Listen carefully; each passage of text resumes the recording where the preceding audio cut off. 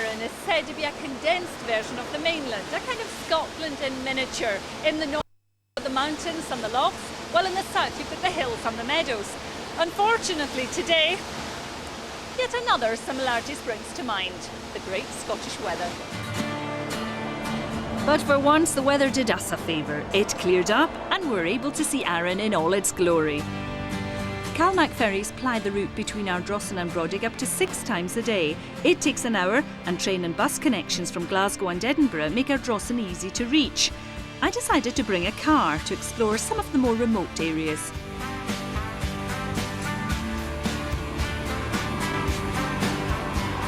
At the northern tip of the island is the village of Lochranza, which is best known for its castle, its distillery, and increasingly for its newly redesigned and redeveloped golf course.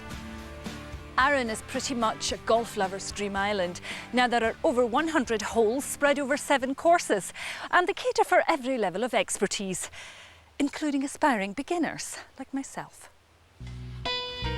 Although it's over 100 years old, Lochranza Golf Course was totally redesigned in 1991 and now prides itself on being accessible to everyone, whatever their standard of play. Ouch. The course is open from April through October and a round costs £15. Lochranza is also one of the courses which accepts the new Arran Golf Pass, which means if you're golf mad, you can pre-book 7 rounds on 7 of Arran's courses. But by far the most unique feature of this course has to be the local stags that is, that come to graze on the fairways. Arran attracts all sorts of tourists, from golfers to cyclists to hill walkers, but more recently a new kind of visitor, the foodie. About 20 to 30 years ago, all you could eat on Arran were pies and chips. But due to the increasing number of high-quality, locally produced goods, the island is undergoing something of a food renaissance. Nice smell. Delicious. Really good.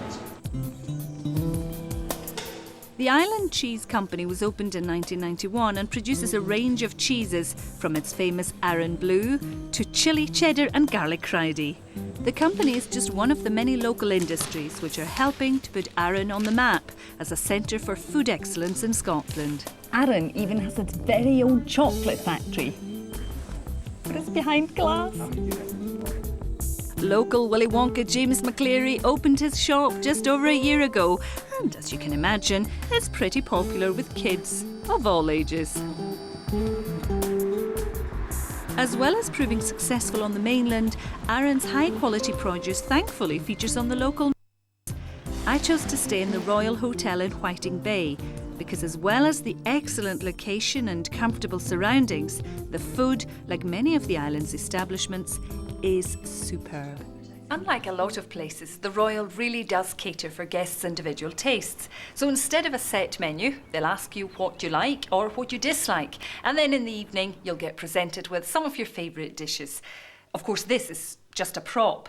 I don't like strawberries or fresh cream.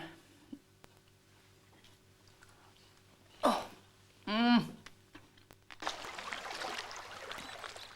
A few miles south of Whiting Bay is Kildonnan Beach. It's perfect for a brisk morning stroll and is also a spot where you're almost guaranteed to see seals. I'm really lucky. I'm just feet away from these seals. But you know, if you do come down here, please be very careful because you don't want to startle them.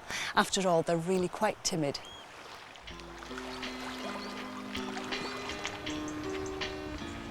Arran's most famous landmark is Brodick Castle, which has a rather colourful history. It was originally a Viking fortress. It's been occupied by the English, burnt down and partially destroyed a couple of times in the 15th and 16th centuries, and then rebuilt by the Victorians. It definitely warrants a whole day out, that is, if you can take it all in a day.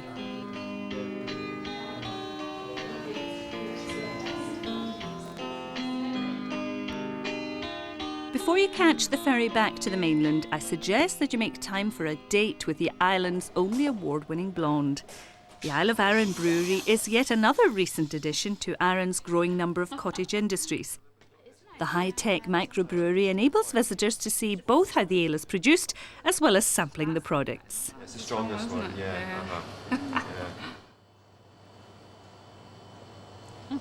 It's good, but it's quite bitter for a blonde.